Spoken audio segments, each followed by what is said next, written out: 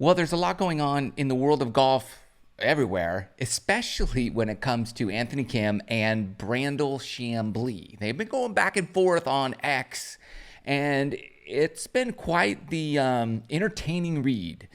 And I'm going to give my 2 cents for whatever it's worth and break it down a little bit. Now, we all know I'm an Anthony Kim fan, and I just won't hit him hard because I'm a fan, right? I'm a fan and I'm rooting for the dude during his comeback. I'll just lay it on the table.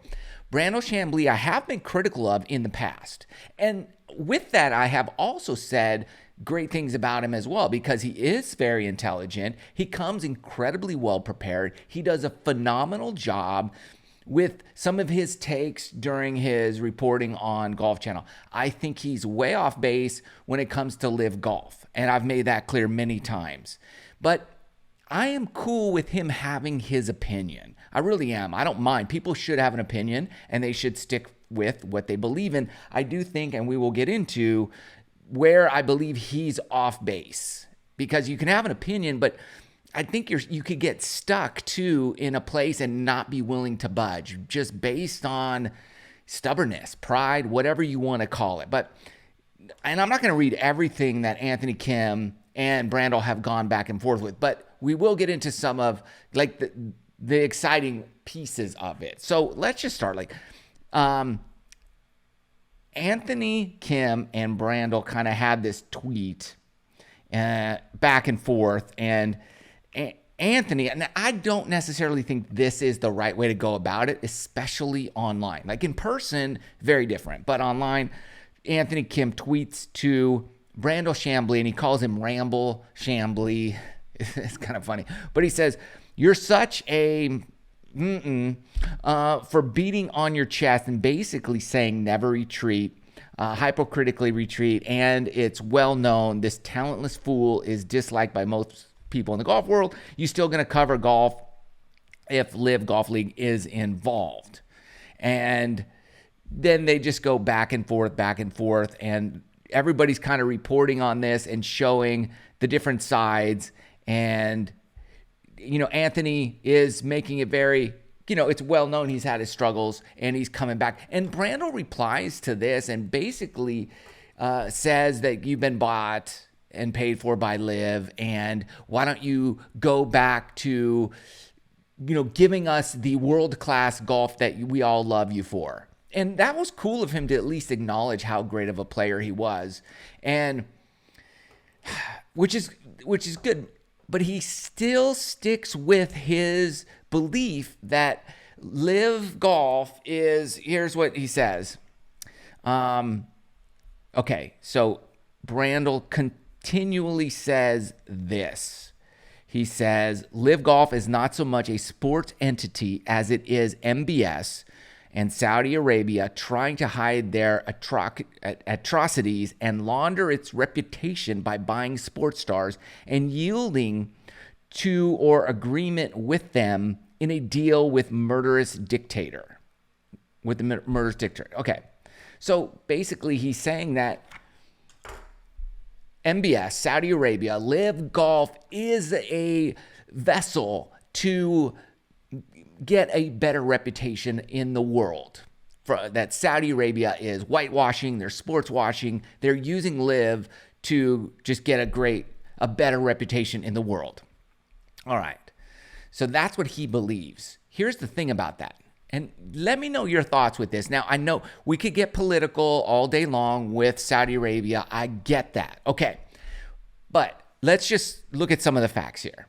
Like Saudi Arabia is one of the wealthiest countries in the world. They have tons and billions and hundreds of billions of dollars in their investment fund that they use for many things. LIV Golf, other sports teams, all kinds of stuff. They own a lot, all right? Not only do they have hundreds of billions of dollars just ready to be in cash reserves, they also have among the largest gold reserves, physical gold that exist on planet Earth. They sit on some of the richest oil reserves in the world.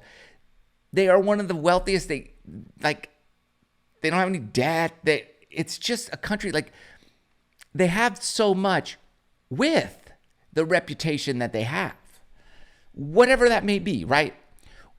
Why do they need a better reputation? They don't need it for more money. They don't need it to get more stuff. They don't necessarily need it.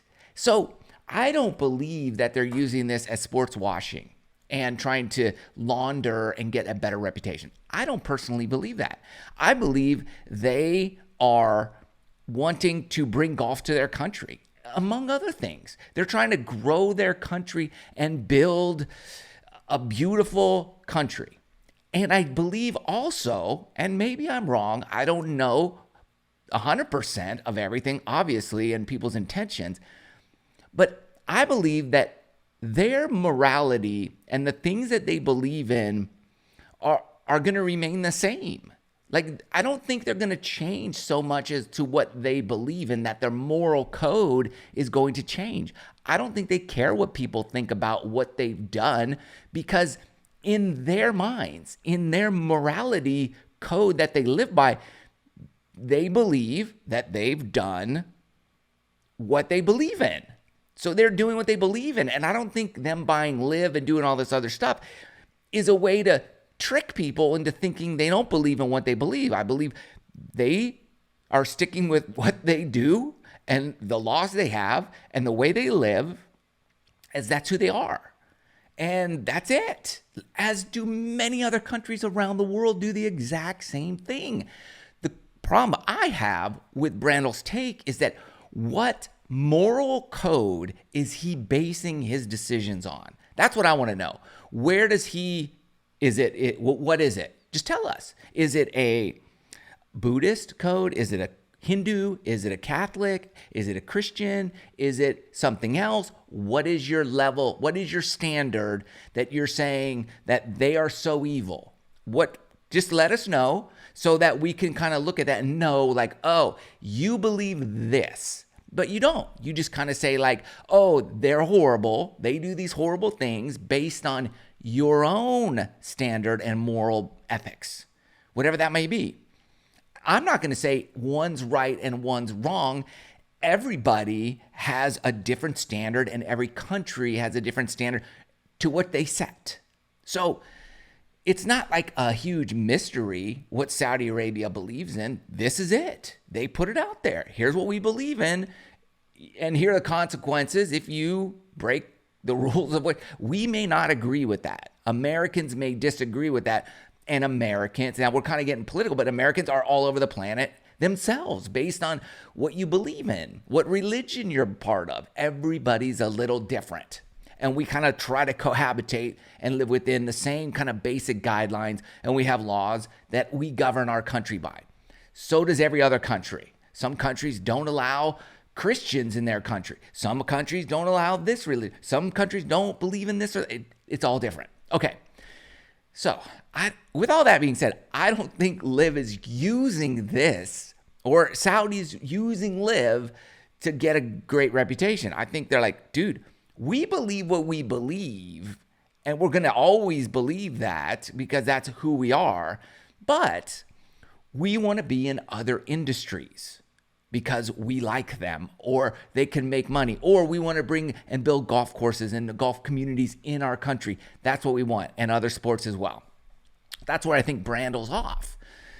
So with this back and forth between Anthony Kim and Brandel Chamblee, it's interesting because Anthony was MIA for 12 years. We didn't hear any, and now he's everywhere. Now he's sounding off. I don't have a problem with that. Do your thing. But it's kind of, exposing a lot of things and getting people talking about a lot of stuff, which I think is a good thing. But we know where Anthony Kim stands. He is unfiltered right now, and he's letting everybody know it. I'm fine with that. I want to know, Brandel, what code are you living by here? Basing, and how are you setting your decision making on? Are you, like, you say they're doing something, but you're not proving they're doing that. You're just saying it. And the tough part is you have a pretty huge platform to do it, and you constantly beat up the LIV players for making their decision. But again, we don't know what morality code you're basing all your stuff on. We just don't know. And that's where I kind of have a problem. You guys let me know. What do you think? It's gotten heated. I don't necessarily agree with you fighting over Twitter or X or online, social media. That's not the platform, but that's the platform they seem to be choosing. I would like, and I've said it before, I would like to have a discussion with Brandel Chamblee to find out and learn more about his thoughts other than his just stubborn opinion of something. Or we got to have facts. I would like a debate, a discussion, online, offline. I don't care. I have a lot of questions, is what I'm saying, Brandel. Let's have a discussion. I'm not hard to find. Let me know what you guys think. Thanks for listening. Have fun out there.